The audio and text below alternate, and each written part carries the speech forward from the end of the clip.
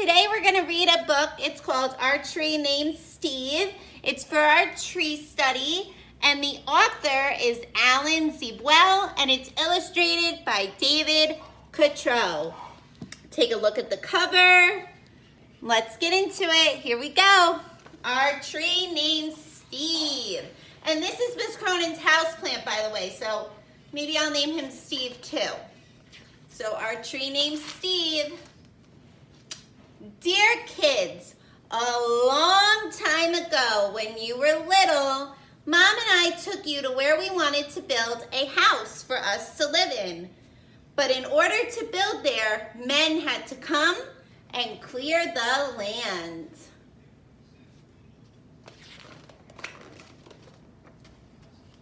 I remember there was one tree. However, that the three of you could not stop staring at. Adam thought it was crying. Lindsay said it looked nervous. Ansari, who was only 2 years old, couldn't pronounce the word tree. She called it Steve. I love you, Steve, she kept saying. And then Adam and Lindsay started saying it too. And before too long, Mommy and I got the hint and asked the builder to please save Steve. Let's see what happens. The day we moved in, Steve was there to greet us. There's their house with Steve. He quickly worked his way into our lives as a swing holder, a target, third base, a hiding place, and a jump rope turner. So Steve did a lot.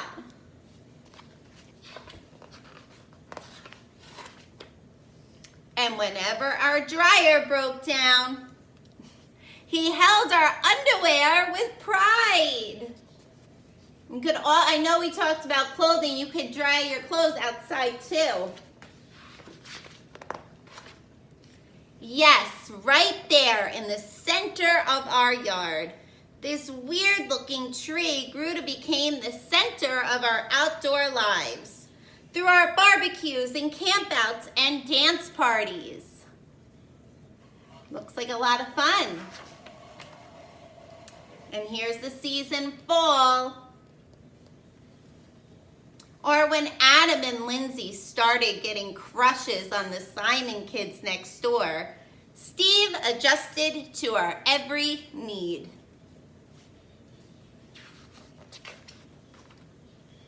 And it wasn't always easy. Standing through all the snowstorms in the winter. Look at the dog, he's covered in the snow. And Steve, the snow is all the way up into his branches and on his trunk. Or when Uncle Chester napped in the hammock, that couldn't have possibly been fun.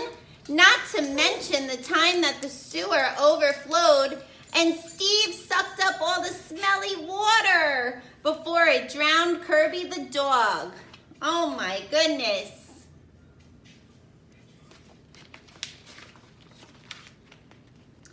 And then Steve the tree got so sick that the tree doctor had to give Steve a haircut and made him look like a big thumb. So you can see that's called the trunk.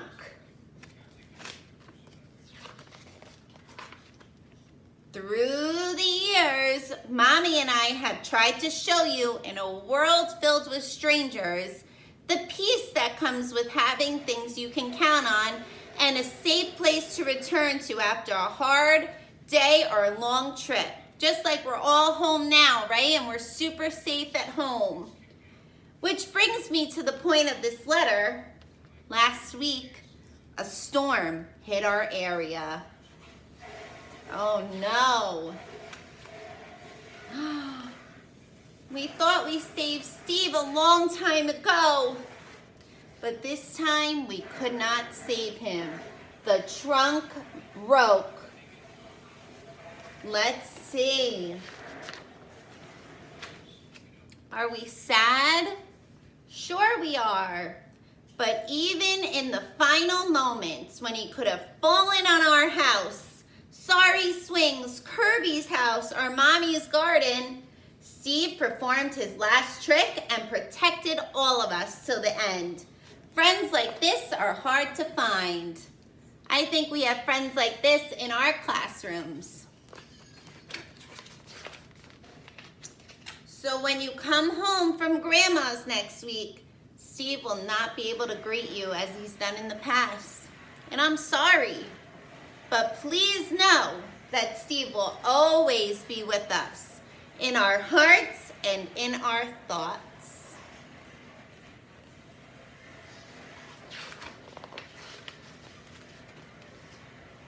And in a different tree at the other end of our yard.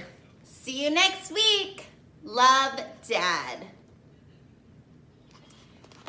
So with this being about a story about a tree named Steve, I think it would be a lot of fun for you guys to go explore your neighborhood, see the different trees around your neighborhood, maybe pick one that you want to name Steve. Post pictures of them on Google Classroom because we can't wait to see. Every tree looks different. So post it and we'll see you on there. Bye guys.